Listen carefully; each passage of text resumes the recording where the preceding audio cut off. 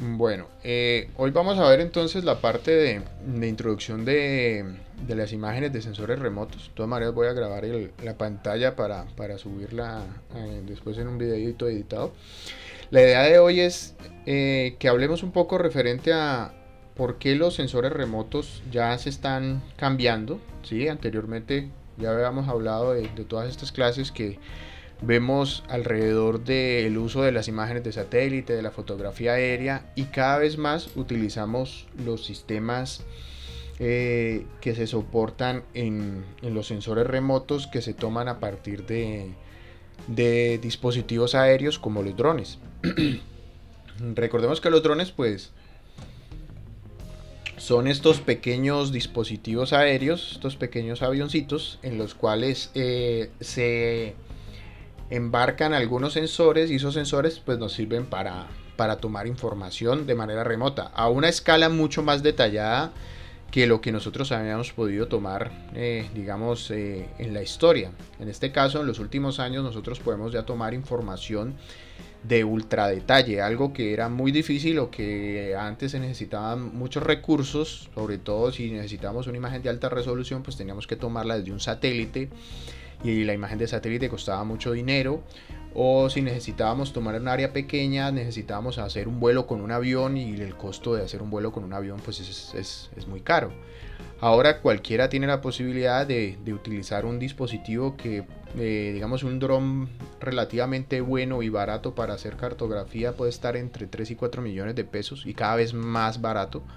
Digamos que en unos 5 o 6 años un dron que tenga la capacidad de tomar fotos aéreas para hacer cartografía básica eh, podrá llegar, yo pensaría, a mínimo 1 millón de pesos. Inclusive en unos 10 años ya será un dispositivo casi como un celular que podrá ser utilizado para muchas cosas. Entonces esto hay que irlo teniendo en cuenta porque en su carrera y en sus procesos de trabajo y sobre todo con la parte tecnológica de geografía que cada vez lo vemos, la parte tecnológica, si uno no se actualiza, si uno no está metido en estos términos, un ejemplo es estas clases en que la nueva normalidad pues tiene que ver todo con computador, hay que estar pendientes de procesos desde las plataformas digitales y la geografía tiene una fuerte tendencia hacia la parte, digamos, sistemática, sobre todo por unos fuertes campos de desarrollo. La parte más tecnológica de la geografía es la que más avances ha tenido y cada vez más es la que tiende a tener más avances y más desarrollos. Entonces de esa misma manera hay que irse como actualizando o estar a la par de este tipo de situaciones. Voy a hablarles un poco referente a la historia. Ya hemos hablado sobre la parte de sensores remotos, pero aquí me voy a concentrar un poquito más en los sensores enfocados como en los dispositivos aéreos que derivaron en los drones. ¿Sí? Recordemos que habíamos hablado de la parte histórica de los drones, los drones, no, el sensoramiento remoto en general, que ya en las primeras clases que yo les había hablado sobre que veníamos de una historia, aquí retomaremos algo de eso. Digamos que los primeros dispositivos aéreos, el más antiguo que se cree fue hecho alrededor del 425 a.C., que fue hecho por Actiras de Tarantino, generalmente en una zona de la antigua Italia. Taranto o Tarantino en Italia es una zona. Y ahí pues había gente que tenía un inventivo grande y crearon, digamos, uno de los primeros mecanismos, el que denominaron la paloma, que fue una especie de ave con un sistema de propulsión. Este puede ser, digamos, el que se remonta el primer dispositivo aéreo no tripulado. Posteriormente se dieron algunos vuelos con globos. Los primeros globos de globos eran no tripulados, ¿sí? Digamos que se amarraban a sistemas y se hacían elevar. Después se montaron las personas, pero digamos aquí tenemos una de las primeras representaciones de un globo en 1783. Otro de estos dispositivos aéreos no tripulados y quizá el más importante, el dron más reconocible es el de las palomitas, en el que las palomas empezaron a utilizar para ponerles cámaras y estas pudieran tomar imágenes. Ya habíamos visto esas imágenes en la parte histórica en la que la paloma se le ven las alas y está tomando una foto sobre un castillo en una zona, digamos, de Alemania. Aquí es cuando se da esta característica de que muchos elementos del ser humano habían sido posibles gracias a la elevación y a poder tener una mirada desde otra dimensión, pero también siempre había existido la manera de que estos vuelos de estos aviones fueran de manera autónoma. Estos son los primeros ejemplos de estos vuelos autónomos. Aquí tenemos dos elementos que fueron a la par del desarrollo de los aviones, como los aviones tripulados. También se crearon algunos aviones teledirigidos. Y aquí es donde empieza a aparecer la parte de los drones. Recordemos que un dron es básicamente un dispositivo aéreo que se maneja de manera autónoma, o sea que él mismo se puede guiar y puede seguir una ruta, o de manera teledirigida, que no haya alguien embarcado, que no tenga alguien dentro del dispositivo, sino que lo maneje a distancia. Generalmente ese manejo a distancia es uno de los primeros ejemplos en los que se vinieron a desarrollar todos este tipo de habilidades y de procesos, digamos, en los cuales el uso de los dispositivos aéreos no tripulados fue muy importante. Y obviamente el principio donde se desarrolló esto pues fue con los aspectos militares. Yo les he hecho mucho énfasis en que muchas partes desde la geografía, principalmente la cartografía, tienen desarrollos militares, y obviamente los drones son un desarrollo militar. Es un desarrollo que tiene muchos años, o sea, esto no se creó hace unos años. Digamos, aquí tenemos los primeros ejemplos, estos aviones que se utilizaban para llevar explosivos, ¿sí? Que se enviaban un avión con un sistema de dirección y en el cual tenía un temporizador y lanzaba unas bombas. También se utilizaban como sistemas de entrenamiento para armas, digamos, cuando los soldados en tierra enviaban un avión que estaba volando y lo podían derribar o bombardear o dispararle. Generalmente era un avión no tripulado para usarlo, digamos, de blanco. Los primeros ejemplos entonces que permitieron dirigir un avión de manera remota fueron cuando se crearon los sistemas de radio, ¿sí? Recordemos que hay tipos de radio. Una cosa es el radio que utilizamos para escuchar música, la comunicación por radio, y otra cosa son los sistemas de radar. En el momento en el desarrollo de los primeros sistemas de radio, de comunicaciones, también se desarrollaron los primeros sistemas de radar. En este caso el radio se permitió conectarse a un sistema, a un potenciador que podía regular o desacelerar o inclinar o, digamos, hacer que el avión se moviera a partir de ciertos comandos enviados por ondas de radio. Y esos son, digamos, los primeros sistemas teledirigidos. En este caso, aquí vemos a Archibald Montgomery Lao, que fue uno de los primeros en desarrollar la parte de telecomunicaciones. Digamos, si alguien estudia algún momento la parte de ingeniería de eléctrica y de telecomunicaciones, entonces las teorías desde el punto de vista de manejo de las ondas de radio, de los primeros ejemplos de la aplicabilidad de la radio fueron hechas por este señor, que es obviamente un inglés que fue un ingeniero que trabajó mucho con el término de el mando a distancia con uso de ondas de radio. Entonces, a partir de estos experimentos se pudieron empezar a controlar aviones de manera teledirigida, sin que tuvieran alguien dentro, y entonces obviamente esto traería muchas ventajas, principalmente que un avión que no lleva tripulante pues no tiene problema a la hora de que lo derriben. Sí, el problema de que derriben un avión pues es que el piloto muera, básicamente que haya pérdidas humanas. Y digamos que si un avión va sin piloto, pues a menos que tenga algún objetivo de reconocimiento o algo, pero si es un avión de ataque y tiene un objetivo de militar específico, pues va a ser más sencillo utilizarlo, porque no va a tener bajas, digamos, de personas que lo tripulen. Esa es la ventaja principal de un avión no tripulado. En el año 35, entonces, la Armada Británica, la Royal Navy, demostró un avión que se utilizaba a control remoto. ¿Sí? Recuerden que la Primera Guerra Mundial fue alrededor de 1918, o sea, ya había pasado la Primera Guerra Mundial y ya estábamos por entrar a la Segunda Guerra Mundial. La Segunda Guerra Mundial empieza en el año 40, alrededor del 39-40. Entonces, estos primeros desarrollos, todavía no se había pensado que fuera a haber una Segunda Guerra Mundial, pero bueno, Hitler ya se estaba armando, ya estaba en todo este proceso. Y la Royal Navy había empezado a mejorar su armada y digamos sus ejércitos, pues después de la Primera Guerra Mundial, que habían tenido muchas bajas y había sido una guerra digamos muy compleja.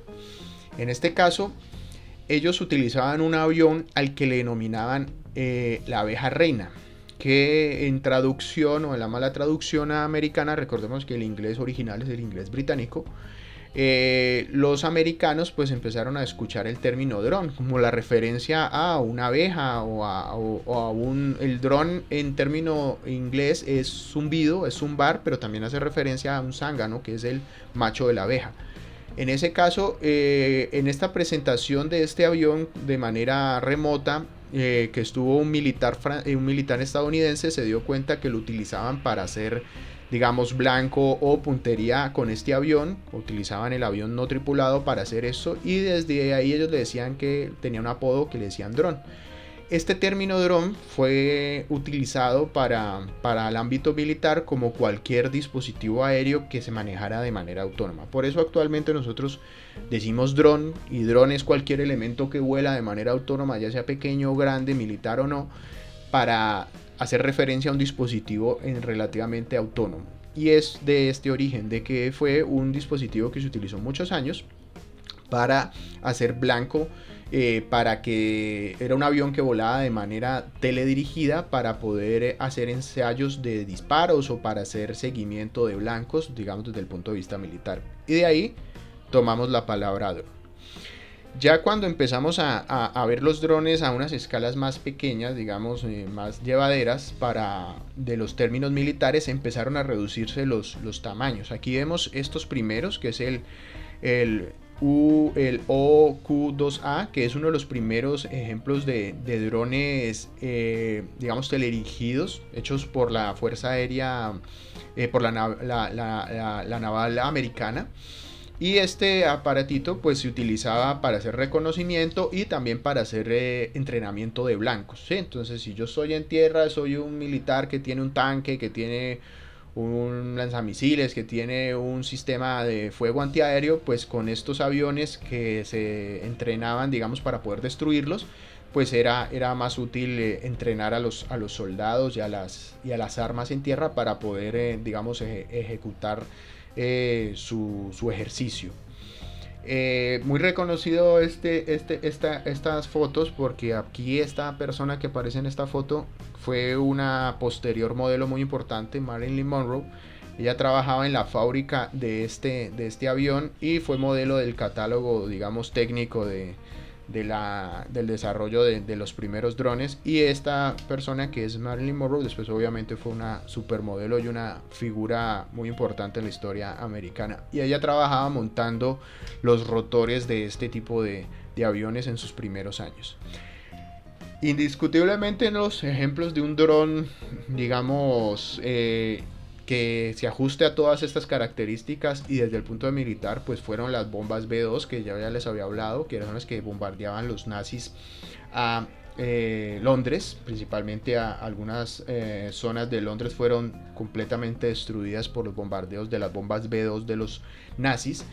Estos son los primeros ejemplos de aviones teledirigidos y autónomos. En cierta manera tenían un sistema de autocontrol que los permitía volar inercialmente, volar de manera autónoma.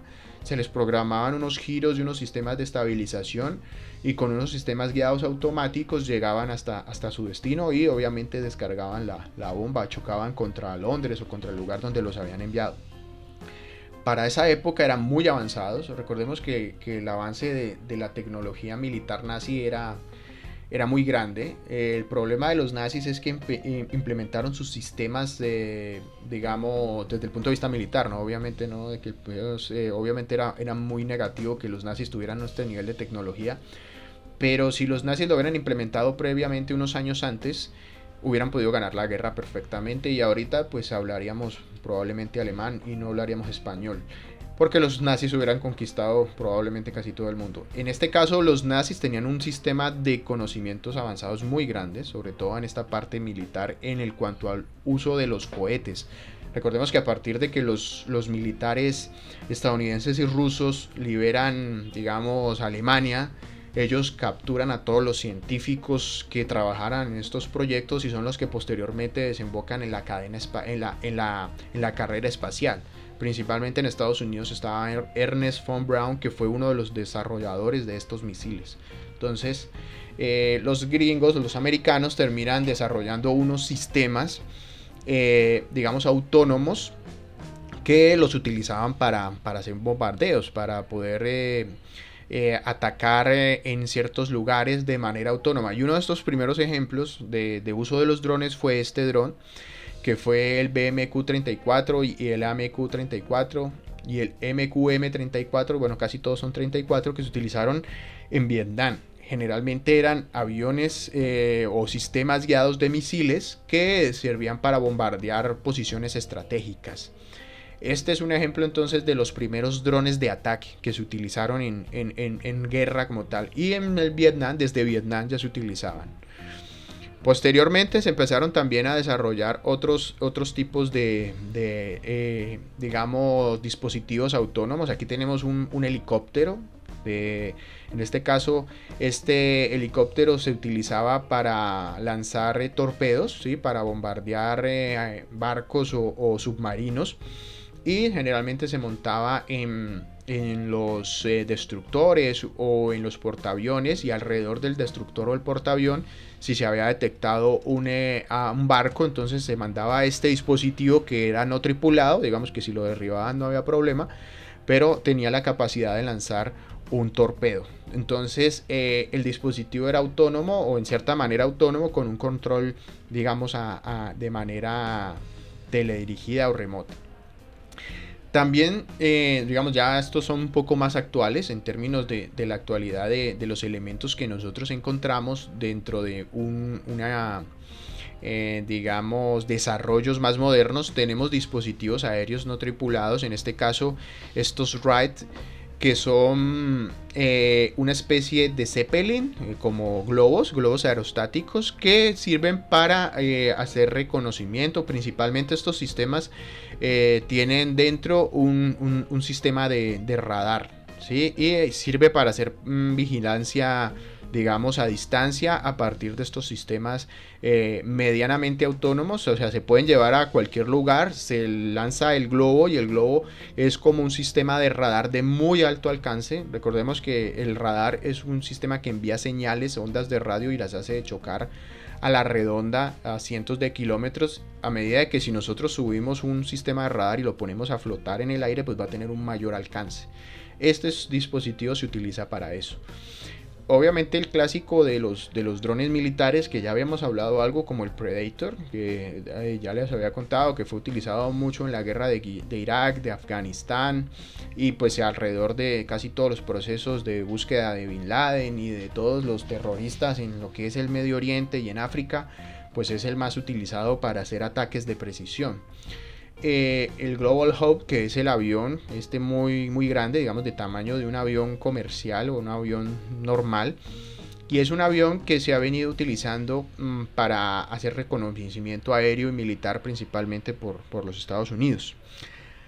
Aquí en Colombia nosotros disponemos de estos, que son los Elbit Hermes 900. Estos son los aviones militares tipo dron que tiene la Fuerza Aérea. Estos dos, creo que tienen más, son comprados al ejército, digamos, a los israelitas, al ejército israelí, y son diseñados para hacer misiones de reconocimiento de larga duración. En el 2012 nosotros los compramos y creo que se pagaron más de $50 millones por una flota de los 900. Estos son el 900, hay otro que es el Hermes 450. Estos están destacados, si no estoy mal, en San Andrés, y se utilizan para hacer reconocimiento aéreo de toda la zona marina y costera, ¿sí? Estos se utilizan para ver pesca ilegal, pero principalmente para la parte del narcotráfico, ¿sí? Porque son sistemas de reconocimiento aéreo, entonces obviamente pueden cubrir cientos de kilómetros cuadrados, y pues pueden ver en este caso en el mar, pues las lanchas rápidas y toda esta gente que anda haciendo sus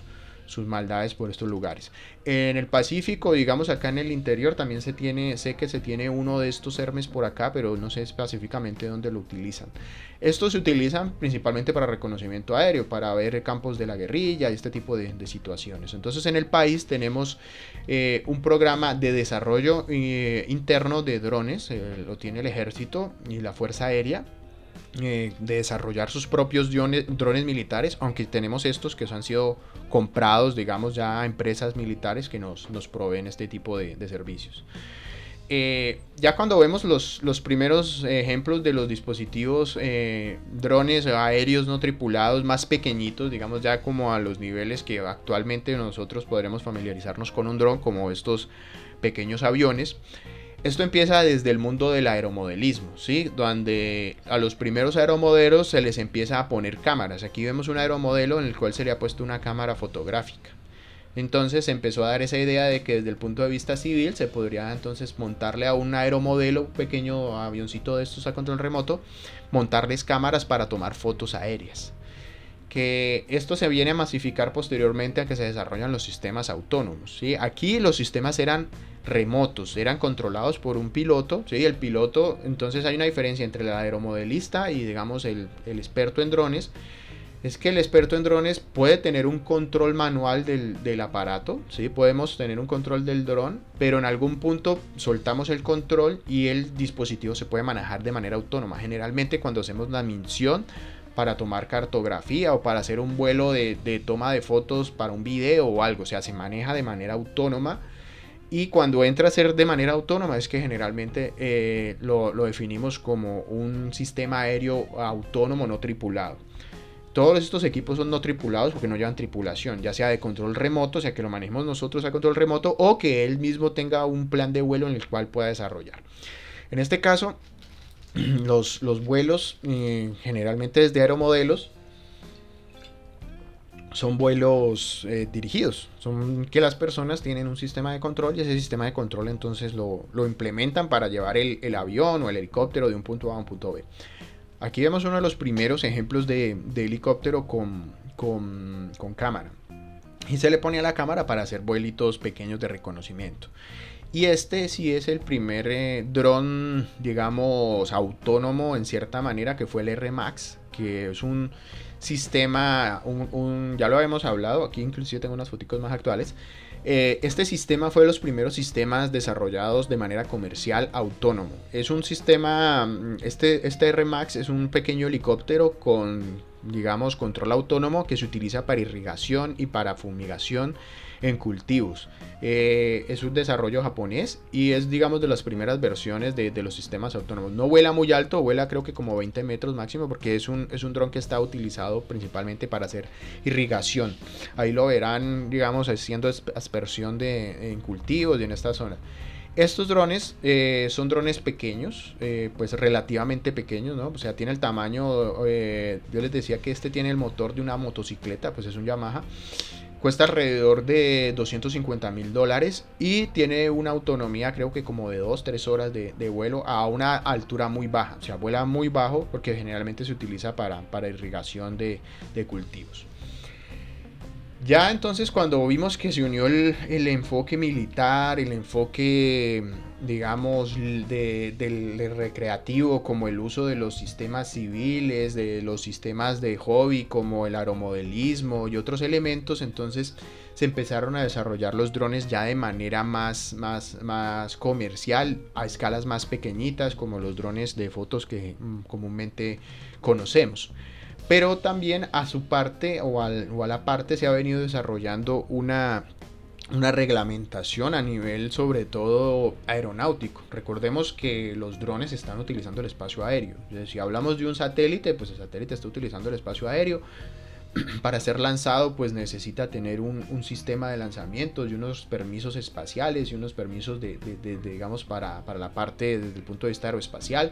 Si yo tengo un avión pues entonces tengo que tener un permiso para volar y tener un plan de vuelo y un montón de situaciones asociadas a esto.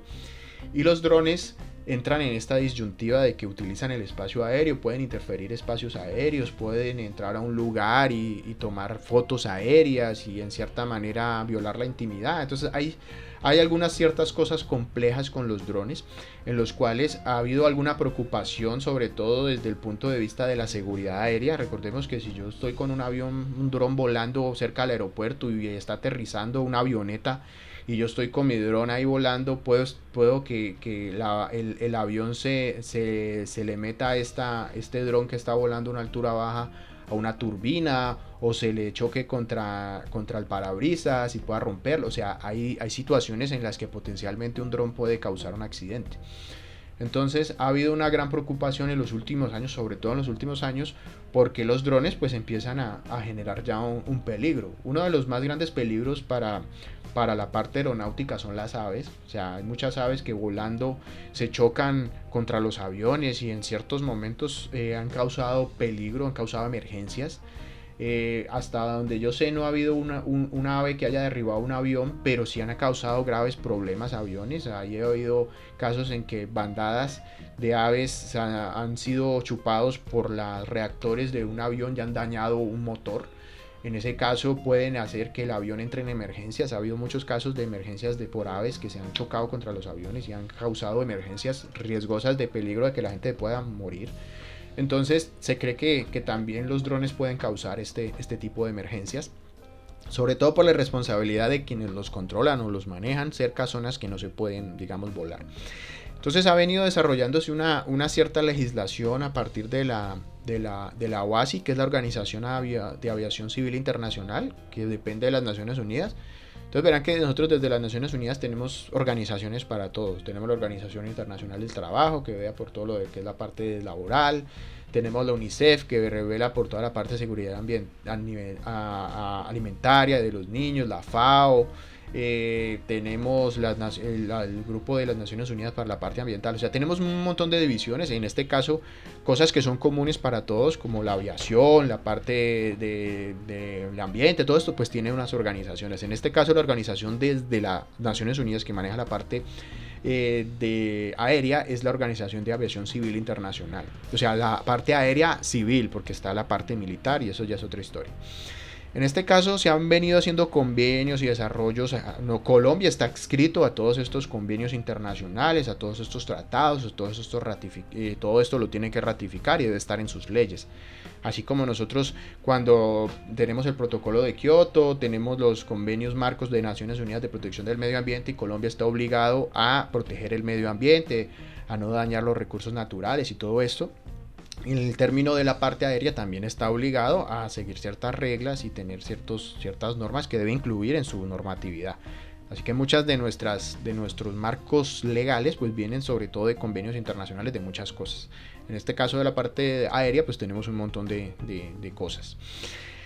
En los últimos años, aquí vemos el mercado de los drones, en los últimos años, desde el 2004 hasta el 2019, ha venido creciendo de manera, digamos, muy importante el uso comercial, ¿sí? Entonces aquí comparamos el uso militar con el uso comercial y el uso de hobby. En este caso el hobby pues es desarrollado de menor manera y cada vez más se está usando de manera comercial los drones. Esto nos muestra que es una tendencia, o sea, aquí ya vemos claramente un patrón, una tendencia exponencial. Y en los últimos años, pues con el costo más bajo de los drones, sobre todo los drones comerciales de camarita y de que pueden servir para hacer video y para todo eso, son más asequibles para las personas y esto trae mayor cantidad de aplicaciones. O sea, ahorita hacemos aplicaciones con drones de muchísimas cosas. Y el mercado militar pues sigue manteniéndose más o menos igual, crece un poquito, pero no crece de manera exponencial como la parte comercial. Por eso entonces nosotros ya desde el uso de una carrera como geografía, los estamos empezando a trabajar. Es más, ya hace unos meses ya he tenido que dirigir algunas pasantías de algunos trabajos de grados que tienen que ver con temas de drones en geografía. Entonces ha habido algunos proyectos en tesis que han incluido los drones o que ya están empezando a trabajar con este tipo de elementos. Entonces cada vez más va a ser un posible instrumento que va a entrar a nuestro proceso de trabajo. Así no sea que desde la geografía trabajemos con cartografía, pero nos podrá dar esa mirada espacial que usamos desde geografía. Yo con una imagen tomada de un dron en una playa, digamos, puedo hacer un análisis urbanístico, puedo hacer un análisis social, sociocultural, o sea, hay muchas cosas viendo solo el paisaje que a partir de los datos de la información que tome un dron me pueden servir para entrar a trabajar con datos geográficos o con información o análisis desde el punto de vista de geografía. Entonces, mi recomendación es ir teniendo en cuenta que los drones van a ser un elemento que en un futuro, y ustedes que son futuros geógrafos y geógrafas, pues van a tener estas herramientas a disposición. Ojalá yo hace 10 años hubiera tenido acceso a estos elementos. Me hubieran ahorrado muchos dolores de cabeza en muchos trabajos que tuve. Pero digamos que a medida de que va avanzando la tecnología, ustedes van a tener más disponibilidad de elementos para poder trabajar en su día a día dentro de todo lo que hacemos en geografía. Aquí pues quiero que se den cuenta de esta parte comercial, porque este es el futuro va para allá. Yo no estoy tomando algo, yo no estoy diciendo que el futuro de la geografía y la cartografía está en los drones, pero va a tener una tendencia fuerte hacia allá, y esto lo dice el mercado, no lo digo yo. El uso civil cada vez va a ser mayor. Se cree que para el 2025 el porcentaje del segmento de uso va a ser casi el 80%, ¿sí? Ya entonces tendremos aviones no tripulados, que ya no tendremos el Rappi, no vendrá el domiciliario a traernos la hamburguesa o la situación específica que hayamos pedido, sino eso llegará un dron, y ese dron, si nosotros tenemos, digamos, no sé, en un conjunto cerrado un lugar para que aterricen drones y nos traigan domicilios, eso podrá ser viable en algún momento, y probablemente lo vaya a hacer en unos 10-15 años, estoy completamente seguro que va para allá. Eso, entonces, digamos que en ese vuelo de que yo estoy llevando un domicilio, obviamente mi dron puede aprovechar para tomar imágenes, para hacer vigilancia, para hacer un montón de cosas al tiempo que me podrán servir en información que tarde o temprano se proveerá de manera gratuita o accediendo a ella desde un punto de vista de comercial. ¿Por qué vemos entonces el mercado? Porque esto es una tendencia, esto no es una moda, ¿sí? Recordemos que las modas son pasajeras, duran un tiempo y terminan y listo, pasan. Un ejemplo es, no sé, una moda pasajera. Los televisores en 3 dimensiones. Cuando ustedes se ponían gafas y entonces vendían el televisor con gafas y uno podía ver el televisor con 3 dimensiones. Eso fue una moda pasajera. Ahora uno no consigue un televisor con gafas 3D porque pues eso solo duró un tiempo, duró creo que 1 o 2 años, después no volvieron a sacar estos nuevos porque se dieron cuenta que comercialmente solo fue una moda. Y digamos que no volvieron a salir televisores con gafas 3D para visualizar en 3D. Ahí es la diferencia entre que una moda solo está por un tiempo y una tendencia va durante mucho tiempo y generalmente va evolucionando. En este caso los drones van por una tendencia, van a cambiar cada vez más. Cuando ya uno empieza a ver que hay regulación, que hay leyes, que hay normatividad, que entran a regularse y que entra el mercado a autorregularse en cierta manera porque hay muchas aplicaciones que lo están usando, entonces es cuando ya vemos que esto va a generar un cambio. Y en un futuro el cambio con los drones viene con 2 cosas muy grandes. Una es la inteligencia artificial, que es uno de los campos que más va a revolucionar toda la parte tecnológica. Ustedes ya ven, su teléfono tiene inteligencia artificial, Facebook tiene inteligencia artificial y les pone las noticias que ustedes quieran. Si ustedes entran a ver YouTube, YouTube tiene inteligencia artificial y reconoce todos sus patrones, que les gusta el anime, que les gusta la música salsa, o sea, les reconoce todos sus gustos y esa inteligencia artificial se adecua a lo que ustedes en teoría les recomienda, lo que en teoría les gustaría ver. Y estos son inteligencias artificiales, son programas desarrollados para que piensen de manera, digamos, lo más similar a un cerebro. En este caso la inteligencia artificial también va a entrar a trabajar con los drones y los drones van a tener comportamientos de inteligencia artificial, que ellos puedan tomar una decisión sin tener que esperar un plan de vuelo o que un humano les diga hacia dónde deben ir, sino que puedan tomar una decisión en el aire. Eso es el siguiente paso, y en un futuro, así como están los carros autónomos, los coches autónomos, de que es el carro que se conduce solo, que se conduce con inteligencia artificial y que en 10 años también lo tendremos, esta tendencia va para allá. Entonces hay que estar actualizados, hay que ver que muchas de las cosas que vamos a hacer en geografía van a estar metidas por esta parte tecnológica y entonces hay que ir poniéndole cuidado a esto. Yo ya les había hablado de qué son los UAV, pues el término en inglés, Unmanned Aerial Vehicles, UAV, Se hizo común en los años 90 para describir las aeronaves robóticas y reemplazó el término de vehículo remotado remotamente, ¿sí? Que se maneje de manera asistida con un control remoto. Este fue entonces desarrollado a partir de los términos de los usos militares, ¿no? Yo les había dicho que un vehículo aéreo motorizado que, digamos, cuando uno lleva a un operario militar y puede generar, digamos, unas grandes fuerzas, porque yo cuando no tengo algún avión que haya tripulación, yo puedo hacer giros bruscos, puedo hacer cambios de trayectoria muy rápidos, que si yo tuviera un humano no podría hacerlos porque las fuerzas G dentro de ese aparato serían muy grandes.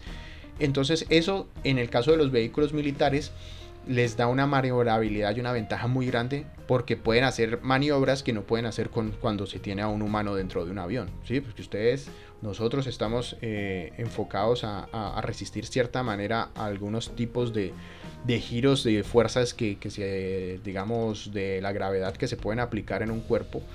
En este caso, en un avión o en un dispositivo aéreo, si uno hace un giro muy cerrado o muy brusco, va a generar una fuerza G muy grande y eso puede causar, digamos, un daño físico a la persona.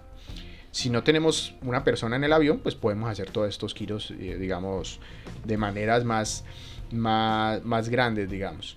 En ese caso, esa es una de las ventajas de los drones. Y que se pueden poner misiles y se pueden derribar, y si se derriban no tendrán, digamos, problema.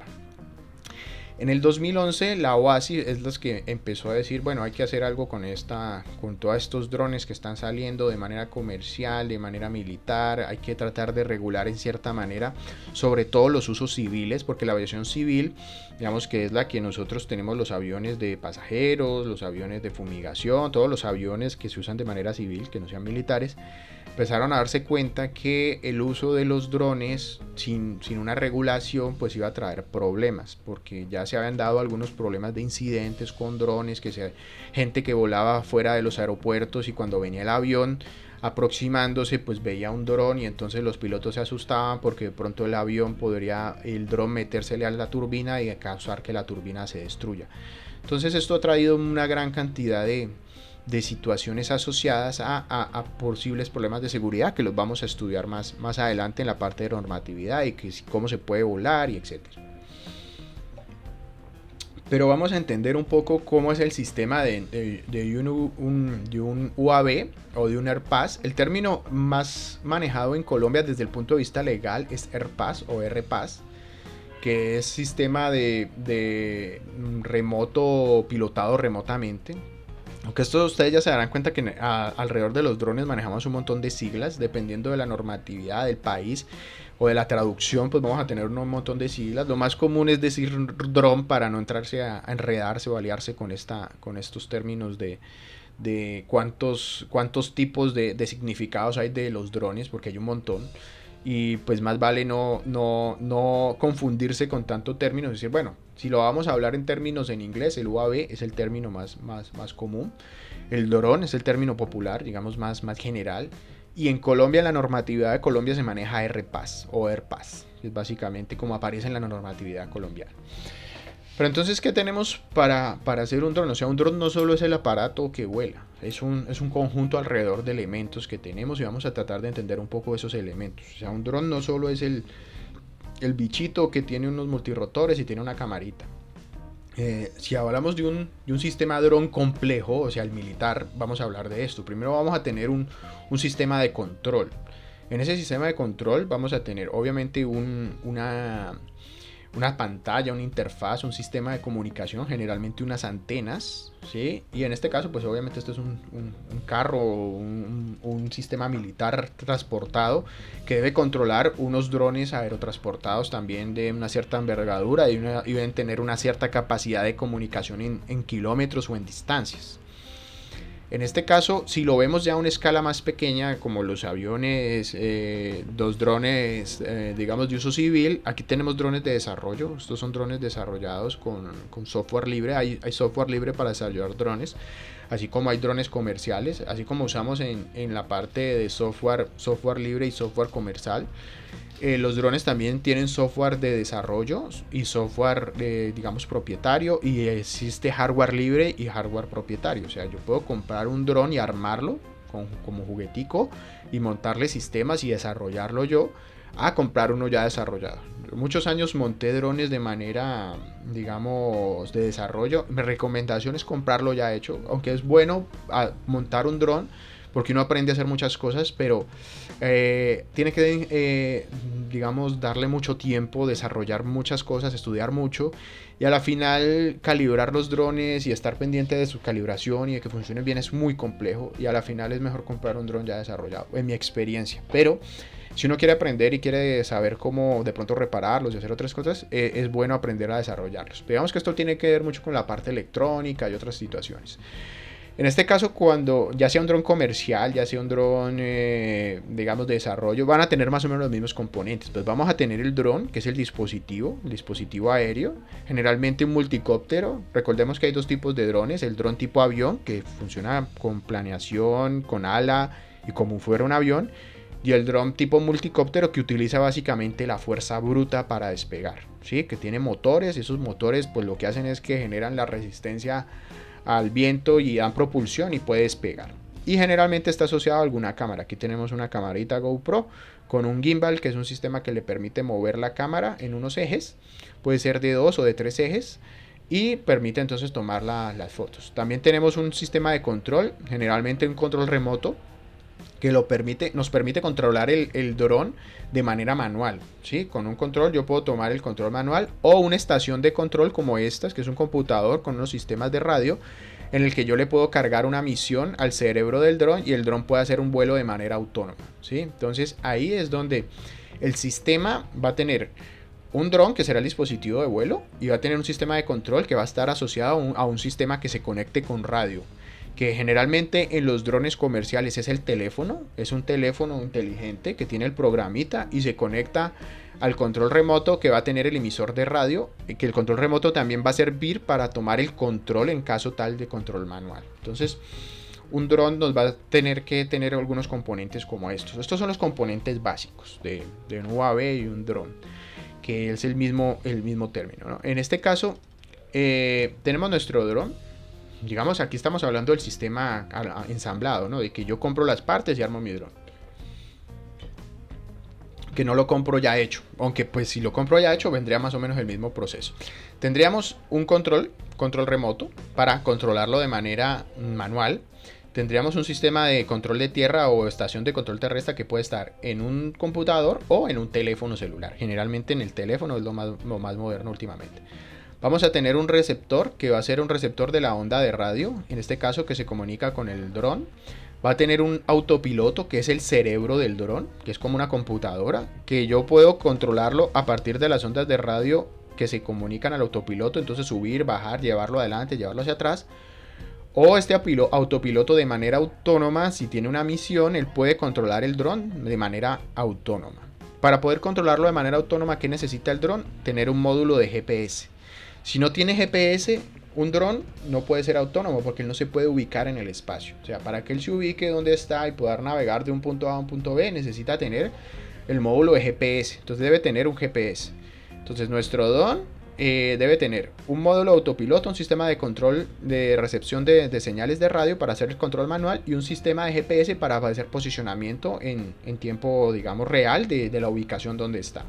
Y obviamente pues tiene un sistema de baterías y obviamente asociados motores y otros elementos. Pero en este caso, en el sistema, básicamente, si nosotros vemos un sistema profesional de un avión gigante que cuesta 50 millones de dólares, estos aviones militares que tiene Colombia, digamos, para hacer la vigilancia alrededor de San Andrés, pues entonces tienen una estación de control en una base aérea en San Andrés, y el avión despega del aeropuerto, de la base, se controla por una persona que está en un módulo que tiene lo mismo, que utiliza una telemetría, que utiliza una señal de radio. El dron tendrá un sistema de GPS y un sistema autopiloto, que si pierde señal con el controlador o con la persona que lo maneja en tierra, pues va a poder regresar, etcétera. Es el mismo principio, se aplica el mismo principio a un avión gigante que cueste cientos de millones de dólares, o a un avión pequeñito que nos costó $1,000. Es la misma lógica. ¿Cómo funciona? Entonces, si lo vemos en el computador, en el pequeño, en el de juguete que usamos nosotros a escalas pequeñas, o lo vemos en el grande, digamos, militar. es el mismo principio. En el militar obviamente tenemos un camión con sistemas muy avanzados, un sistema de comunicación que se conecta con el vehículo y se conecta con satélites, mientras que nosotros, o sea, satélites de comunicación, ¿no? En este caso, aunque también utilizan GPS para ubicarse el vehículo aéreo no tripulado. GPS militares, si recordamos la parte de los GPS, estos utilizarán GPS ultra precisos con la señal militar. En el caso del dron normalito que nosotros manejamos, que compramos en el Éxito o en Carrefour o en algún lugar de estos, utilizamos nuestro dron pequeño, un sistema que él va a tener un sistema de comunicación de radio entre el dron y la estación, ya sea conectada a un computador o conectada a un teléfono celular a través del control remoto, que el control remoto hace a su vez de control remoto y de sistema de interfaz para hacer la telemetría para poder conectarlo de manera autónoma. Básicamente es el mismo sistema llevado a unas escalas mucho más pequeñitas. En este caso, pues yo ya les había hablado que existe una gran cantidad de términos. Esta imagencita ya la hemos visto. El UAV, el AirPass, el UCAP. Bueno, hay una gran cantidad de términos asociados. Lo más común es que nosotros digamos dron. Entonces, dron puede ser esto, un dron avión. Dron puede ser esto, un multicóptero. Hay distintas configuraciones de multicópteros, de 4, de 6, de 8, de 12. Hay distintos tipos de avión, generalmente el planeador o el ala delta. Entonces tenemos dos tipos generalmente de aviones, ya les había hablado generalmente de esto. Aquí vemos entonces un ejemplo del dron remoto, remotado de manera pilotado de manera remota. Aquí vemos entonces un dron militar, un Predator, que puede ser autónomo y pilotado de manera remota. En el caso de ser pilotado de manera remota es porque el piloto está sentado en un cuarto especial o en un remolque y lo está controlando a cientos de kilómetros de distancia. Pero digamos que hay una tormenta o hay una misión, no se fue la comunicación, el avión tiene la capacidad de él mismo controlarse, ¿sí? De ubicarse en el espacio y saber hacia dónde ir. Si pierde la señal, retornar a casa y aterrizar. Él puede ser controlado de manera remota por un operario o de manera autónoma. Entonces ahí cuando él ya no está controlado por un operario es que se vuelve autónomo. Entonces ahí generalmente los drones son pilotados de manera remota si yo tomo el control, o de manera autónoma si el sistema automáticamente toma el control. Eso sucede sobre todo con los drones comerciales, cuando yo estoy volando y no sé, se le perdió la señal y se le perdió la señal del control remoto. Él se posiciona solo y trata de regresar a casa o el punto donde despegó para poder llegar de manera salva. En ese caso, los sistemas de control remoto de manera asistida pues sirven para controlar. Si uno va a hacer una misión específica o quiere tomar unas fotos, si hablamos de drones normales, si hablamos de drones militares, pues porque se está haciendo algún reconocimiento específico y se quiere cambiar la trayectoria o algo. Generalmente entonces tenemos un sistema de control de tierra. En el caso de los drones militares, pues es un sistema muy avanzado, un camión o una estación de control de tierra. Si hablamos del dron normalito, pues es el teléfono y es el control remoto el que hace estas funciones. Aquí es donde tenemos las diferencias de los tipos de aeronave y que generalmente hay algunas diferencias. Entonces, tenemos el UAV, aeronave no tripulada. Entonces, es un dron o un UAV. Es una aeronave que no tiene piloto, que no tiene a nadie. Si es un avión grande, pues no tiene persona dentro, no tiene una persona que lo conduzca dentro del avión. Y si es un avión pequeñito, pues igual, no hay alguien, físicamente no puede caber alguien dentro de un avión de estos. Entonces se maneja de manera, primero es no tripulado, no tiene tripulación, no tiene una capacidad de llevar un ser humano. Segundo, entonces, las aeronaves tripuladas a distancia. Entonces un dron también cumple con esa característica porque puedo manejarlo a distancia con un control remoto, y entonces ese control remoto me puede servir para indicar hacia dónde va, del punto A al punto B, o por visibilidad o porque lo llevo. En este caso un dron militar lo puedo controlar de manera remota a distancia, y un dron normal de los que yo compro en el Éxito los puedo controlar de manera remota. Y cuando se vuelve autónomo es cuando él tiene la capacidad de pilotarse a sí mismo sin intervención de un humano.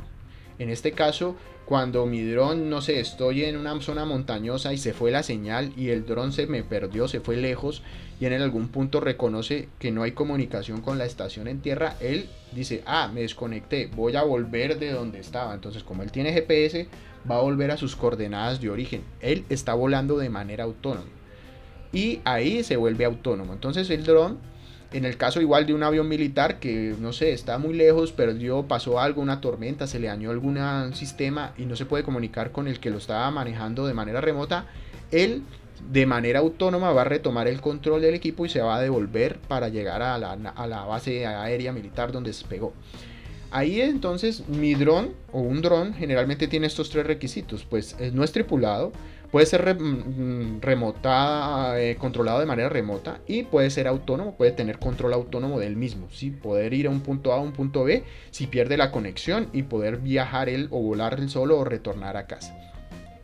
Aquí es donde yo les decía que tenemos una gran cantidad de términos que alrededor del desarrollo de los drones pues han venido siendo utilizados durante los años.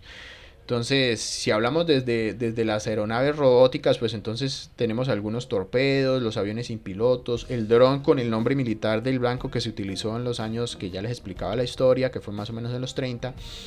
El blanco aéreo no tripulado, que es RCTA, el dron de vigilancia, avión de propósito especial, y aquí una gran cantidad de siglas que ni nos vamos a poner a tratar porque a medida que han pasado los años les han empezado a poner nombres.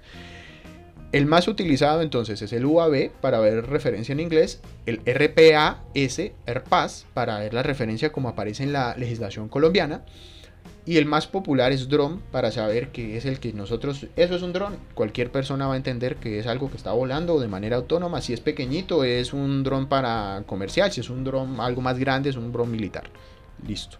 Básicamente para que entendamos el término y no liarnos o no enredarnos con todos estos términos que utilizan desde el punto de vista científico o militar, que hay una gran cantidad de acrónimos para referirse a los dispositivos aéreos no tripulados. Es mejor decir drone y ya. O UAV, que es el término más común que van a encontrar en inglés. ¿Qué tipos de drones entonces tenemos? Según la clasificación de la CASA, que es como el aerocivil. Recuerden que en Colombia la Aerocivil es la entidad colombiana que se encarga de regular la navegación aérea desde el punto de vista civil, porque los militares se regulan, no se regulan, porque los militares tienen su legislación militar a partir de la Fuerza Aérea. Generalmente son superior en la parte militar es superior a la civil. Generalmente el espacio aéreo tiene prioridad para la parte militar que a la parte civil, porque pues obviamente que la parte militar se utiliza en principio para defender y para la parte del control, digamos, territorial que se hace alrededor de un país. Entonces generalmente la prioridad va hacia la parte militar. Posteriormente pues hay una reglamentación hacia la parte civil. En este caso tenemos tres tipos de drones, o sea, los drones se clasifican en tres tipos, en micro, en pequeño y en grande, ¿sí? Ya vamos a ver entonces, estos micros pues entonces son inferiores a 100 gramos, actualmente creo que, bueno, en el caso de Australia, actualmente en Estados Unidos están 250 gramos, Colombia creo que ya también está por los 250 gramos.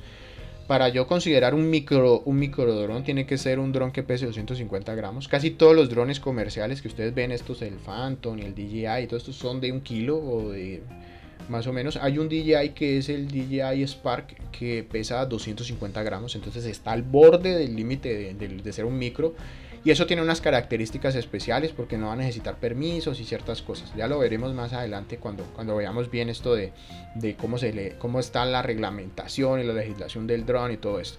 Sobre todo por si ustedes en algún momento les toca comprarse un dron o quieren o han pensado comprarse un dron, para saber qué puedo comprar y qué no puedo comprar o cómo está la situación y que debo tener unas reglas y debo tener claro que uno no puede ir comprando un dron y entonces pararme afuera de la base aérea aquí en Cali y mandar el dron para la base, pues me puedo meter en un problema, me pueden acusar de terrorismo y un montón de cosas. Entonces, por desconocer, como dice la norma, todas las normas legales, si yo desconozco la ley, no me libra de no infringirla. O sea, si yo desconozco una ley, no es culpa, la ley está ahí. Si yo desconozco y estoy haciendo algo que infringe la ley, porque yo no lo sepa, no me va a eximir de una culpa. Entonces hay que tener cuidado, sobre todo a la hora de trabajar con drones, si uno ya quiere trabajar con estos términos. Clases pequeñas, entonces de 150 kilogramos o más grandes, digamos cuando ya son aviones gigantes y todo esto. Entonces vamos a ver los términos de los tamaños. Los pequeños entonces van desde micro, o sea que sean muy chiquirriquiticos, muy pequeñitos. Hay estos drones muy chiquiticos, sobre todo los que usan los militares. Hay drones militares muy pequeños que se usan para misiones, digamos, si a alguien le gusta los juegos de video. Ahora típicamente en casi todos los juegos de video de la parte militar, de First Person Shooter, tienen un dron personal, entonces el personaje siempre anda con su dron pequeñito. Actualmente en muchas misiones militares los drones personales se utilizan. Y esto pues cada vez es una tendencia más desde el punto de vista militar. Entonces hay drones que son muy pequeños. También se utilizan para la parte de espionaje y de digamos, drones muy pequeños. Yo con un dron muy pequeñito puedo llegar a un lugar y poner un micrófono y escuchar con un microdrón. Entonces esto ya son cosas muy tecnológicas que de pronto se nos salen de las manos, pero aquí hay un ejemplo. Están estos de juguetico que de pronto ustedes los han visto. Uno va acá a San Andresito o algún lugar de estos y se va a encontrar estos droncitos que son drones de juguetes muy pequeñitos. Hay drones, estos muy pequeños, generalmente son drones militares, muy desarrollados, digamos estilo James Bond, pero que uno dirá, pues esto es muy de ciencia ficción, pero sí es verdad, sí existen. Se cree que los drones militares muy pequeños están asociados a esta parte del espionaje. Este es un dron militar. Aquí vemos, inclusive es un soldado de la Fuerza Aérea, creo que es de la Marina Británica. Este es un dron de reconocimiento personal militar, entonces el soldado lo envía, puede subir como 15 metros de altura y ver a distancia, digamos que si soy un soldado, yo estoy en una zona peleando y estoy en un paisaje urbano, pues necesito ver a mi alrededor, entonces con un dron de estos yo podría ver cómo están posicionados o poder encontrar los enemigos, etcétera. Estos son igual, son aviones militares para hacer reconocimiento, digamos, cercano, en áreas cercanas alrededor de donde yo estoy. Sobre todo para la parte militar se usan estos muy pequeños. Los UAV pequeños, entonces, que son los que más comúnmente usamos nosotros como para la parte de toma de foto, etcétera. Aquí tenemos entonces estos, que ya son los típicos drones que estamos acostumbrados a ver. Generalmente yo en esta clase cuando la veíamos en presencialidad, pues yo tengo este dron, este es el Parrot, y ahí yo lo sacaba y lo mirábamos, y tengo otros drones y los mirábamos, inclusive este también de las salas grandes también lo tengo. Estos aviones que son intermedios, digamos esto es un avión que pesa 700 gramos, tiene un cuerpo de plástico y esto es foam, es como icopor y las hélices son, digamos, no son letales. Uno, pues obviamente que si uno le mete la mano pues le va a cortar, le va a causar un corte, pero no le va a mochar la mano, digamos. Se me movió. En este caso, estos avioncitos también, esto es un avión muy pequeño, esto es icopor básicamente, desarrollado, pesa con el embarcamiento de los sistemas más o menos 750, un kilo. Y pues puede cubrir áreas grandes. Igual tenemos estos, el Raven B y el Byte Rack. El Raven B, no tengo una fotico aquí, pero este es el que utiliza el ejército en Colombia para hacer reconocimiento de fuerzas especiales, sobre todo para la parte de la guerrilla. Entonces lo lanzan, tiene 200 metros de vuelo de altura, vuelve a volar como 200-300 metros y puede, creo que, ocupar un rango como de 10 kilómetros. Entonces se utiliza mucho para reconocimiento con las tropas. Y obviamente hay otra gran cantidad de tipos de drones, sobre todo de desarrollo. Los medianos entonces ya hacen referencia a estos drones intermedios, que son aviones, pues no son drones tipo avión gigante, sino que es un medianito que puede tener una envergadura de 3 o 4 metros, o sea, ya es un aparato grande. Y puede pesar más de 150, 200, 300 kilos, ya puede pesar lo que un carro pequeño o de una moto grande. Sí, entonces son, digamos, drones intermedios. Generalmente ya son militares o se utilizan para aplicaciones muy especializadas, muy específicas, como reconocimiento de ciertas zonas, para aplicaciones, digamos, civiles, como lo de montarle cámaras más especializadas para hacer sensoramiento remoto, digamos, desde el punto de vista de investigaciones avanzadas. Yo cuando estudié en España trabajamos con algunos de estos drones muy especializados. Yo les mostraba algunas cuando les hablé en la primera clase, que hablábamos alrededor de las imágenes que se tomaban con drones. Muchas de esas imágenes de drones eran tomadas con estos drones intermedios, que se usan mucho para investigación. Son mucho más costosos, más complejos de desarrollar, pero pues pueden embarcar sistemas más grandes. Aquí tenemos entonces un dron de estos medianitos. Esto es un dron militar y tiene una cámara de estas FLIR, que es una cámara térmica, de estas que ve uno el calor, que son las que se montan generalmente en el avión de la policía o en el helicóptero de la policía, para ver en la noche o en las ciudades, para ver en términos el ladrón y todo esto. O cuando ustedes ven que salen las imágenes de, de la Fuerza Aérea que atacó un campo guerrillero y que se ve esta imagen como en blanco y negro, es una imagen de esta. Se utiliza un sensor FLIR, que es un sensor térmico, y que se monta en este tipo de sistemas. Generalmente en estos drones lo más típico es montarles un sistema FLIR para poder detectar en tiempo real, digamos, en la noche. Aquí vemos otros, son más pequeñitos, son intermedios, ¿sí? Los tipos medianos. Ya cuando lo vemos, en este caso lo vemos igual. Este es un avión mediano, debe tener una envergadura de unos 4 o 5 metros. Este es el sistema, tiene un sistema de GPS, un sistema de radar, tiene un sistema de comunicaciones fuerte. Y aquí vemos la cámara, esta es vemos la cámara, no, estas son las estas. Acá abajo debe tener la cámara, una cámara, probablemente una cámara térmica para hacer, digamos, reconocimiento y sobrevuelo y vigilar en grandes zonas.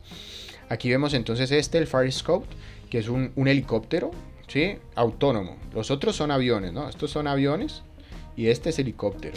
La diferencia entre el avión y el helicóptero es la maniobrabilidad. El avión no puede pararse en el aire, el helicóptero sí. Entonces, si yo estoy obviamente reconociendo un área, así como en la ciudad cuando hay vigilancia no sé, aquí en Cali creo que no hay helicóptero permanente de vigilancia en Cali. Yo creo que los helicópteros que vigilan de pronto son o de los que tienen el ejército o las misiones que hace la policía. Pero alrededor de la vigilancia, digamos, es más fácil en ciertas maneras hacerla con un helicóptero. En este caso, el helicóptero, si nos damos cuenta, aquí tiene un sensor FLIR, el que yo les decía, y estos deben ser sistemas de radar, ¿sí? Y me imagino que debe tener un sistema para estos. Generalmente los drones helicópteros se utilizan para la parte marina, sobre todo para lanzar torpedos o para buscar submarinos. Estos son sistemas, generalmente estos sistemas de radar que tiene creo que es específico para un caza submarinos. Es un dron para cazar submarinos, especializado para submarinos. Entonces él vuela a una cierta distancia de la altura del mar y con puede lanzar un sonar y lo va arrastrando por la zona marina y va detectando dónde está digamos, el submarino, ¿sí? Esto ya porque el submarino, recordemos que un submarino utiliza el sonido para poder ubicar, ¿sí? Porque en el mar pues todas las ondas están viajando y el cuerpo del submarino sirve como un sistema de resonancia. Entonces los submarinos detectan a todos los elementos que están en un barco, una lancha, lo que esté, por la firma, la huella espectral, pero del sonido, ¿sí? El sonido, entonces ellos pueden saber esto es un barco, esto es tal cosa. Pero si yo tengo un dron que está volando en el medio externo, que es el aire, y él solo lanzará un pequeño dispositivo y podrá encontrar el submarino. Así que es un sistema muy avanzado para encontrar submarinos. Los grandes, pues aquí ya es donde llegamos a envergaduras gigantes de aviones grandes. En este caso, el Global Hawk, que es el avión que ya hablábamos, el Predator, que es el más clásico de los drones. Pues esto es un avión, ¿sí?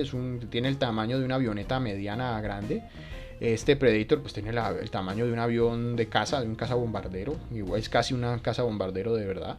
Entonces estos sistemas, si se dan cuenta, tienen más capacidad ya se les puede montar misiles, ya tienen sistema de reconocimiento térmico, aquí está el FLIR, en esta cabecita, la cabeza del dron, entonces tiene un sistema de radar, tiene otros sistemas, tiene una gran cantidad de aviónica y electrónica para detección, para interdicción aérea, todo este tipo de sistemas. Y lo que yo les decía en las clases anteriores, ya por la parte de que en algún momento necesitaban atacar a los digamos, a los objetivos, les pusieron misiles. En este caso tiene misiles, aquí ya como que lanzó un misil, solo tiene uno.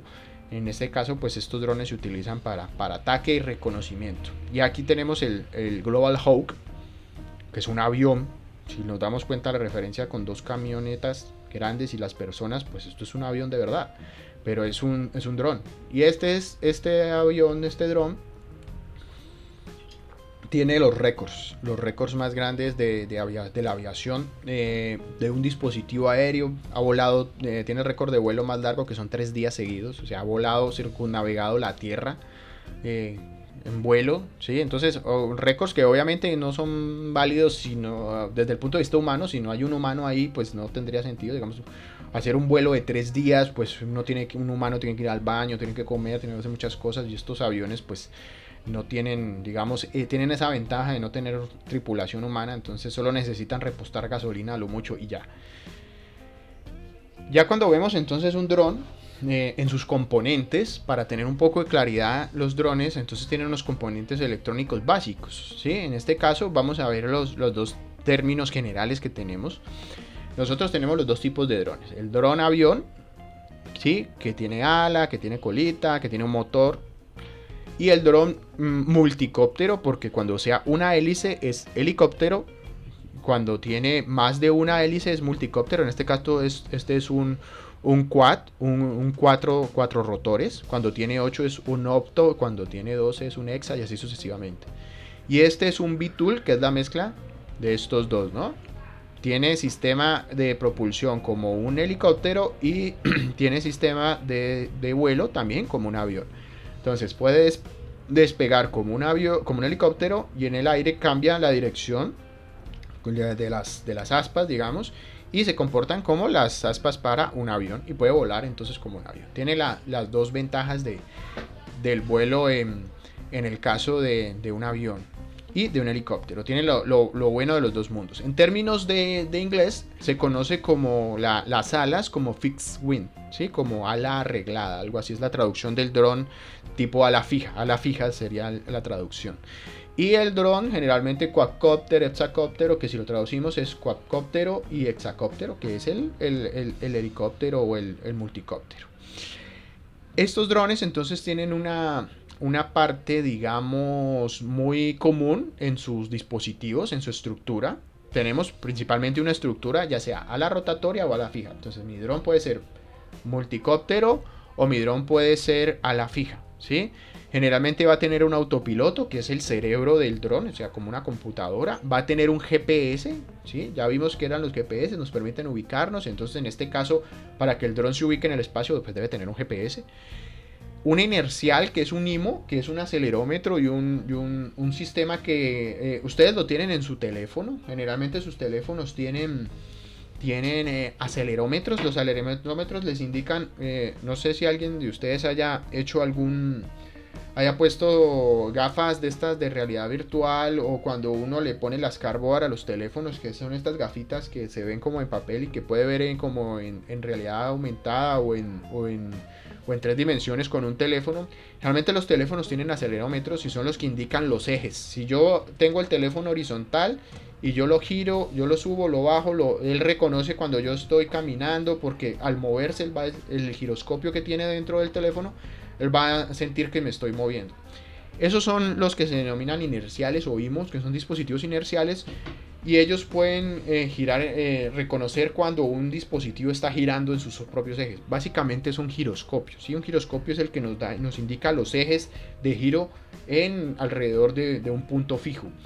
Eso le sirve al dron para saber hacia dónde está referente a un norte, ¿sí? Y también tienen una brújula, porque el dron sabe orientado hacia el norte. O sea, ¿qué tiene un dron? Tiene un GPS inercial. Generalmente es un GPS, el dispositivo GPS que ya hemos hablado. El inercial, que es un sistema de giroscopios, y una brújula, ¿sí? Que le indica hacia dónde está el norte, para saber más o menos en dónde está la orientación del inercial. El motor o los motores, las hélices y la potencia, que generalmente está asociada a la batería. La estación de control, que puede ser en el caso de un dron lo más común un teléfono. Y el software de misión y autopiloto, pues que es en el caso de cuando uno tiene un dispositivo hardware, cuando uno tiene un computador, uno le pone un software que generalmente es el sistema operativo. Ustedes tienen Windows. Pero si yo tengo un dispositivo como un dron, no le meto un software como un sistema operativo, sino le meto un firmware, que hace referencia a un programita específico para ese hardware, ¿sí? Entonces, que le está diseñado para manejarlo y controlarlo. Entonces él tiene un software. Y también tengo un software en el sistema de control, que va a ser el que me lo maneje desde el teléfono, etc. Ahí es donde yo les digo que el autopiloto, entonces el autopiloto generalmente está asociado al acelerómetro, que le sirve para indicar hacia dónde, si está girando o está yéndose de lado, arriba, abajo, ¿sí? Nos indica los ángulos de rotación. El giroscopio, entonces, medida angular de giro. Si ustedes, el giroscopio es un sistema que, bueno, los tradicionales es un sistema que gira sobre un imán, que si yo lo giro o en el lado que lo ponga, él volverá a estabilizarse sobre el eje. Ese es básicamente un giroscopio. El magnetómetro es una brújula, ¿sí? Entonces utiliza la influencia la brújula está leyendo el campo magnético de la Tierra y nos está indicando hacia dónde está el campo magnético. Entonces, eso en términos electrónicos, si yo quiero hacer algo que se simule una brújula electrónica, pues es un magnetómetro, que me va a indicar hacia dónde está el campo desde el punto de vista electrónico. Con una brújula electrónica es un magnetómetro, entonces es una brújula electrónica. El sensor barométrico, entonces recordemos que la altura, cuando no existían los GPS y otros elementos, nosotros podemos medir la altura con un barómetro. Existe el barómetro más común y más conocido, que es el barómetro de Torricelli, que es el barómetro de mercurio, que es el que ustedes cuando veían química y física, pues veían el ejemplo de que por qué el mercurio, entonces en el termómetro, inclusive el termómetro, por qué cambia los termómetros normalitos de mercurio, es porque se dilatan o se contraen con el calor, y eso pues cambia la presión en el tubo y hace que el suba o baja. Pero si lo vemos a nivel atmosférico, pues la presión atmosférica cambia la altura. Entonces a medida que nosotros vamos subiendo o bajando, pues vamos a tener mayor altura o menor altura. Y eso nos va a indicar la altura sobre el nivel del mar. Ahí entonces un sensor barométrico en un dron va a ser útil porque nos va a indicar a qué altura está. Si yo tengo mi dron a 150 metros, 200 metros, la única manera de saber, bueno, tiene dos maneras, pero la más precisa es por el sensor barométrico. Por el barómetro va a decir está a 150 metros o a 200 metros o a 400 metros. Con el GPS él podría estar ubicado, pero recordemos que la altura en Z es un poco difícil de calcular, entonces el desfase puede ser un poco más grande. Y si yo estoy tratando de ubicar mi dron y aterrizarlo, de pronto él puede reconocer que está a 20 metros y realmente esté a 5 metros y se choque contra el suelo. Entonces va a tener que tener un sensor barométrico para más o menos saber si ya está llegando a los 0 metros o a los 150 metros o al punto de donde despegó. Y el GPS pues para tener las coordenadas del sistema. Entonces en este caso esos sensores, ¿sí? Ahí vemos que los sensores que tiene un dron tiene distintos sensores, entonces acelerómetros, magnetómetros, GPS, tiene varios sensores que lo indican. Si no tuviera, es como los sentidos. El cerebro es el sistema que procesa esas señales. Así que ustedes tienen en su cabeza, es el cerebro del dron, es el autopiloto el que procesa todas esas señales. Nosotros vemos nuestros ojos, tenemos nuestros oídos, tenemos el tacto, tenemos el olfato y los procesamos con un cerebro porque estamos recibiendo señales. El dron es igual, el dron entonces recibe la señal del barómetro, recibe la señal del GPS y las procesa para poder ubicarse y poder administrar o entender lo que sucede a su alrededor. Existen varios autopilotos, en este caso aquí estamos viendo los autopilotos de manera libre, así como hay software libre, hay hardware libre y hay hardware propietario. En este caso el hardware libre utiliza estos. Yo les decía que hay maneras de armar los drones, de manera de que pueden ser más económicos en cierta manera armarlos, pero es más complejo desarrollarlos y hay que estudiar mucho para poder armarlos y que sean funcionales. En este caso el Ardu Pilot, el Pixhao, está el DJI, que ya no lo sacan comercialmente. Ellos ya ahora solo los DJI, que son los drones más comerciales. El clásico dron que ustedes ven blanquito con la camarita es generalmente un DJI. Y está el Arduino Brain, que es otro tipo de desarrollo. El más común y el más famoso para la parte de desarrollo de construirse el dron, digamos, arma tu propio dron, es con el APM. Que si de pronto alguien ha escuchado el término de Arduino es una placa de desarrollo desde la parte electrónica que es muy utilizada para hacer desarrollos electrónicos de muchas cosas, no solo de drones, o sea, sirve para desarrollar N cosas. Es una plataforma de desarrollo muy poderosa, libre. Y a partir de esta plataforma, de esta placa, se desarrolló una versión especializada para desarrollar drones, que generalmente es el APM, que es el Arduino especializado para utilizarse con los drones. Y hay una mucho más avanzada que se hizo en los últimos años, que es la Pixhao, que es basada también en esta Arduino. Aquí vemos una evolución. Si alguien de pronto ha trabajado la parte eléctrica o tiene algún conocimiento de la parte electrónica, sobre todo esta placa Arduino es una placa muy famosa, muy utilizada para la parte de electrónica y de sistemas, para hacer muchas aplicaciones, muchísimas aplicaciones. Y entonces se adaptó para trabajar con los drones, digamos, en términos de construir el dron y de armar y desarrollar. También entonces la DJI NASA, que fue DJI es la compañía líder en la construcción de drones, la marca más famosa, como decir Samsung o Huawei, si uno hace referencia a un teléfono, es DJI. DJI es la que hace la gran mayoría de los drones comerciales que encontramos, de estos clásicos del video, de Caracol o de los que del video reggaetón o de estos, ese se hacen con un DJI. Y ellos pues tienen un autopiloto. El AirBrain es otro autopiloto, o sea, otro cerebro de estos, en este caso, digamos, de desarrollo. Son para poder construirlo. Los GPS, entonces, pues es el dispositivo, el chip, que recordemos, yo les decía, el GPS se compone de dos cosas. Uno es el chip de procesamiento de señal, que es este. Generalmente U-Blox es la marca más común para encontrar chips. Y el sistema de la antenita, o sea, tiene una antenita. Aquí tenemos el chip y la antena de recepción de la señal de GPS. Recordemos que el GPS es una señal de radio, entonces necesitamos una antena para poder recibir. Y aquí tenemos ya los GPS, digamos RTK, que son GPS profesionales, ¿sí? Recordemos que está el GPS navegador, el GPS profesional, el GPS militar. Estos GPS RTK, que son un término de Real Time Cinematic o Kinematic, se montan en GPS profesionales. Y estos GPS profesionales, bueno, digamos, ya se montan en un dron profesional. Este es un dron profesional, este es un dron EV para cartografía. Este dron cuesta 100 millones de pesos, más o menos, entre 80 y 100 millones, cada vez están más baratos. Tiene una cámara especializada y tiene este GPS de alta precisión. Junto con un GPS en tierra yo puedo hacer posicionamiento de las fotografías aéreas de manera milimétrica. Entonces yo puedo generar fotos y cartografía y hacer ortofotos con alta precisión con este tipo de GPS. El más común y de los más famosos es el EV, que es un dron, digamos, comercial. Entonces, ya si lo vemos en términos de, también con los drones, digamos, de desarrollo, puedo hacer sistemas RTK, sistemas de posicionamiento. Aquí tenemos dos, venden unos chips especiales también. Generalmente hay unos chips especializados para hacer posicionamiento, digamos, submétrico, que generalmente son estos GPS de alta precisión, que los podemos montar en los drones de desarrollo.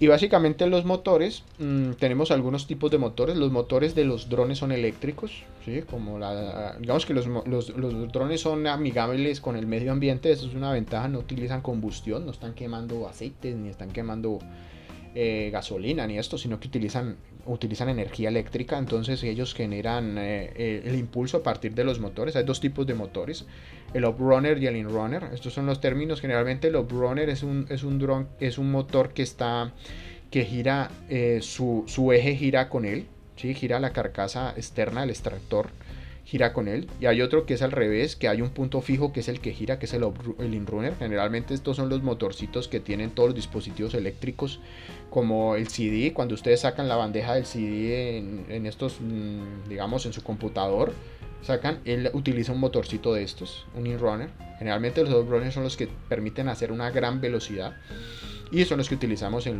los dispositivos como los drones, ¿sí? Permiten una gran cantidad de revoluciones por minuto, entonces generan un nivel de proporción muy grande. Las hélices, hay de varios tipos. Generalmente las hélices, hay distintos tipos de hélices. Hay unas que tienen un ángulo de ataque distinto. A medida que yo tenga ángulos de ataque y, digamos, manera de la aerodinámica, voy a tener unas hélices que generen más impulso, generen más velocidad. Aquí ya digamos que en términos más específicos, pero es bueno saberlo. Las hélices vienen en varios tipos. Lo más común es que las hélices de los drones sean de nylon o de plástico, porque en Colombia, se les digo de una vez, las hélices de metal están prohibidas. Las hélices de metal, un dron no puede tener una hélice, pues serían cuchillas andantes y son muy peligrosas. Si uno por cosas de la vida se le cae un dron y le cae encima de alguien con una cuchilla metálica, pues le va a hacer un corte gravísimo. Entonces los drones tienen tienen hélices de plástico, generalmente de nylon, que absorben el impacto y se quiebran fácilmente si se chocan contra un cuerpo fuerte. Digamos, se chocan contra una persona, se va a partir o se va a dañar, pero puede causar un daño, puede causar, no una herida profunda lacerante, pero puede causar un corte, dependiendo de la velocidad y cómo se ha sido choque y todo esto. Pero los drones no es que no causen nada, pero pues se minimiza, digamos, el uso de esto.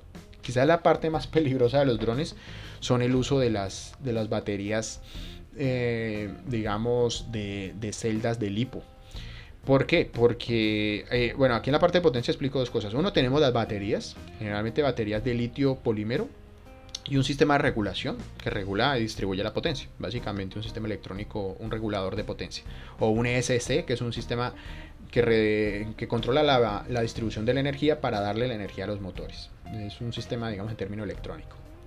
Aquí la parte más compleja de los drones son las baterías, porque las baterías generalmente pueden ser muy peligrosas. Ustedes, cualquier dispositivo con baterías, sobre todo se han dado cuenta que hay teléfonos que en los últimos años, creo que hace unos años, la Samsung, creo que fue el S7 o el S5, algo así, tenía baterías defectuosas y las baterías explotaban los bolsillos de la gente, inclusive causó quemaduras a varias personas y todo eso.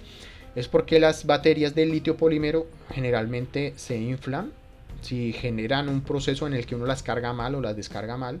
Las baterías tienen unos ciclos de carga o descarga, y esos ciclos de carga o descarga van a tener entonces que la batería suba o baja en cuanto a la potencia de energía que acumula. En el caso de las baterías de litio polímero son muy peligrosas porque acumulan gases, y si uno las descarga o las descarga, y la batería generalmente se infla. Cuando se infla es que la batería está acumulando gas, y esas baterías infladas, cuando uno las carga o las sobrecarga, pueden explotar y pues pueden causar una conflagración y son muy peligrosas. En este caso hay baterías de distintas celdas, ¿sí? Hay baterías de una celda, de dos celdas. En el caso de los drones las más comunes son de 3 celdas o de 2 celdas. Ustedes en su teléfono, o ustedes habrán visto algunos ejemplos de baterías de algunos dispositivos, vendrán estas, que es la batería china más común.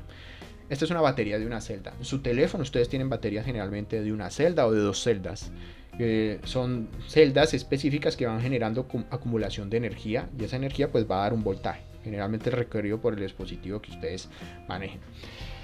En el caso de las baterías de los drones, pues son peligrosas porque aquí vemos un gráfico en el que tenemos una carga. Los drones, todos los drones utilizan un cargador especial. No, yo no puedo cargarlo con un celular o este tipo de cosas. Ellos tienen unos cargadores especiales, porque el riesgo de los cargadores, digamos aquí nos muestra, nosotros tenemos un problema en las baterías de litio polímero.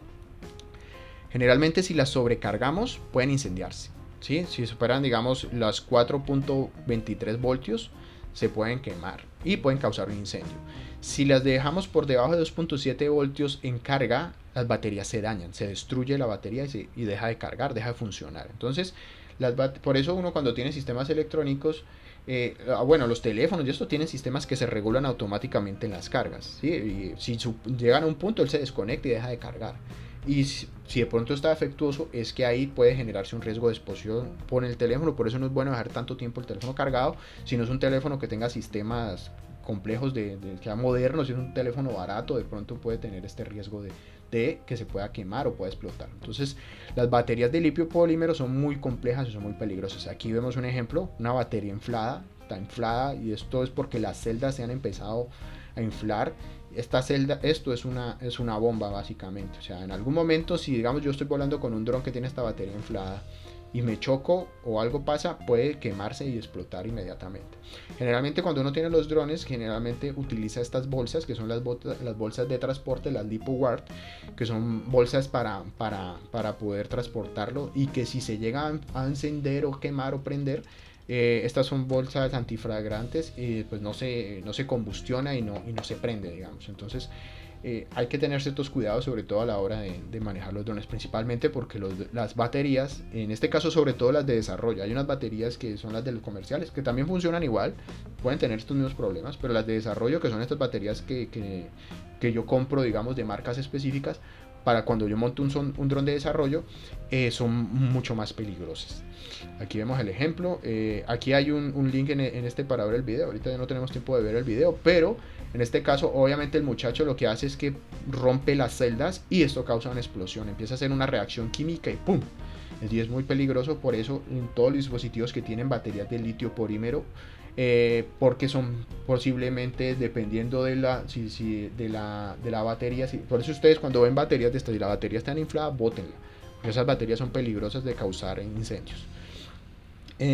Finalmente, la parte de la estación de control, En este caso de los drones, los comerciales, generalmente entonces tenemos el control, que es un DJI, aquí tenemos el del DJI, y tenemos el teléfono. Entonces hace el sistema de control manual, que tenemos los controles de subir, bajar, traer el dron, y tenemos el sistema de control como estación, que puede ser un computador, o en el caso de un dron más pequeñito, que no tengamos que andar con un computador, sino le ponemos el teléfono y controlamos el sistema. Y las interfaces de control a partir de la estación de radio. El firmware, pues generalmente es el que le conectamos al computador para poder tener, digamos, la actualización. Por eso cuando actualizan su teléfono, al actualizarle el firmware o actualizarle casi todos los dispositivos, uno les actualiza el firmware, que es como el sistema operativo que tiene el dispositivo, porque le hacen mejoras, le corrigen bugs, le corrigen errores y todo esto. Igual en los drones es lo mismo. Y tenemos el sistema de hacer la misión, que es como generalmente el que nosotros planificamos el vuelo. Cuando yo les explicaba que en fotogrametría nosotros hacíamos en el avión, diseñábamos un sobrevuelo, cómo tomar las cosas, en los drones también tienen tienen un sistema que les sirve primero para diseñar la misión. Aquí tenemos Pitford Car Tour. Vamos a ver si en la otra clase les puedo mostrar algún ejercicio para ver cómo funciona esto. Y se puede planear, digamos, la misión y hacer el sobrevuelo. Aquí yo tengamos un mapa de fondo, entonces voy a levantar esta zona, él automáticamente me genera el plan de vuelo y me dice a qué altura más o menos debo volar, cuántas fotos debo tomar y a qué esparcimiento de distancia una foto y otra foto deben quedar para poder tener la visión tridimensional estereoscópica, para poder generar un modelo de elevación y después generar un fotomosaico, hacer la ortofoto, ¿sí? Básicamente entonces nosotros podemos tener, digamos, estos sistemas. En este caso estamos viendo, esta es con los de desarrollo, estamos viendo un dron de desarrollo, estamos viendo la interfaz de dron de comercial. Y esto es digamos, la interfaz donde yo me conecto generalmente con los programas al dron para hacer la actualización. Aquí vemos un ejemplo de la simulación de un vuelo en el que, no sé, quiero tomar este campo y entonces va a ser el zigzag y después va a ser un sobrevuelo alrededor para tomar fotos alrededor de esta zona. Listo, esta es una misión hecha con un software de desarrollo, de software libre, y está extrapuesta sobre el Google Earth para visualizar entonces en 3 dimensiones el vuelo. Listo.